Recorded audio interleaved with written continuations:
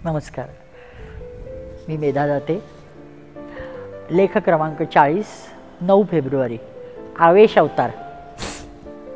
एक कल्की अवतारातील अद्भुत कथा आहे. 1950 साली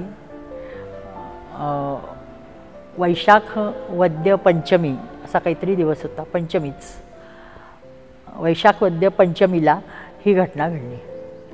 साधारण रात्री 8:45च्या सुमारास परम सद्गुरू श्री महाराज अक्कलकोटच्या गुरु मंदिरामध्ये वर झोपायसाठी म्हणून गेले.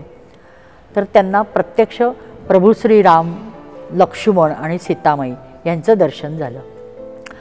आणि त्यांचे सद्गुरू म्हणजे परशुराम, भगवान परशुराम जे रामांचे पण होते, त्यांचे दर्शन झाल्या झाल्या नमस्कार, चमत्कार करायचा तो केला. आणि लगेच ते म्हणाले की संताप उफाळून आला. त्यांचा जो सगळी दाबून ठेवला होता ते त्यांच्या मनात तो एक काय म्हणतात तसं शल्य होतं की रामरक्षेमध्ये जो एक बुधकौशिक ऋषींनी जाम जगण्याजित हा शब्द वापरला आहे, तर तो त्याच्याबद्दल जाप प्रत्यक्ष श्रीरामांना परम सद्गुरू विचारतात की जाम जगण्यादित असे विशेषण का वापरले.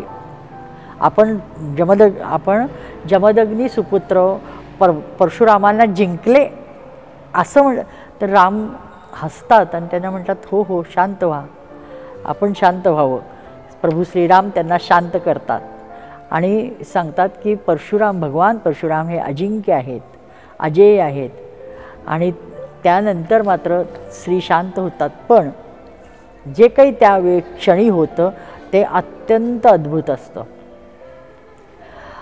श्रींचा तो आवेश आणि त्यांच्या उत्तरावर दिलेला प्रचंड हुंकार, हा आवेश अवतार, ह्या हुंकाराद्वारे श्रीरामांकडून शक्ती श्रींकडे संक्रमित झाली त्या दिवशी वैशाख वद्य पंचमीला.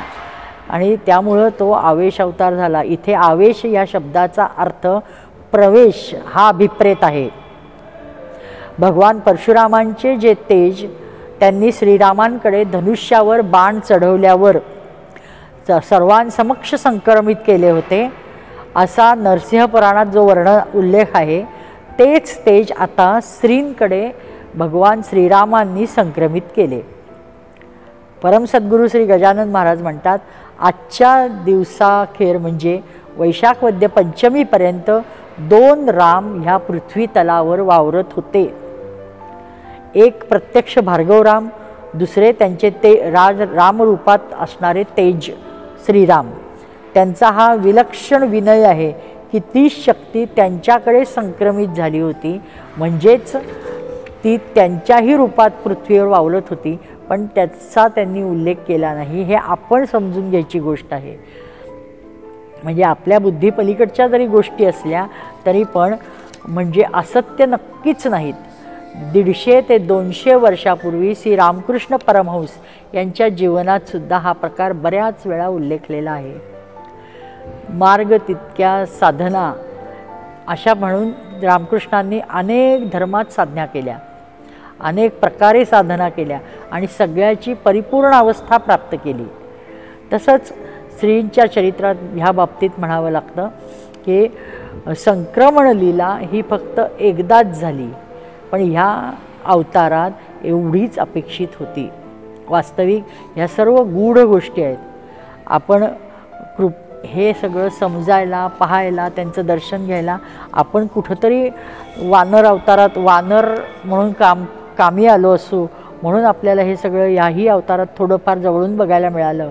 आपण त्यांच्या कृपेला पात्र झालो. नाही तर भगवान अंशी एकरूप श्री एक अवतार, श्रीरामांकडून तेज संक्रमित झाले श्री दुसरा अवतार, प्रत्यक्ष कल्की अवतार श्री हे तिसरे स्वरूप, अशा त्रिदेवांना आपले नमन घडत असते, घडत होते, घडत आहे. अशा कृपाशीर्वाद पण त्रिदेवांचेच प्राप्त होत होते. धन्य सर्व कृपापात्र श्रीभक्त की जे त्या अवतारात त्यांचा अवतार कार्य चालू असताना त्यांना सदैव नित्य वंदन करत होते. धन्य परशुरामांचा, भगवान परशुरामांचा विजय असो, प्रभू श्रीरामांचा विजय असो, कल्की अवतार परम सद्गुरू श्री गजानन महाराजांचा विजय असो. जय गुरुदेव, जय पांडुरंग.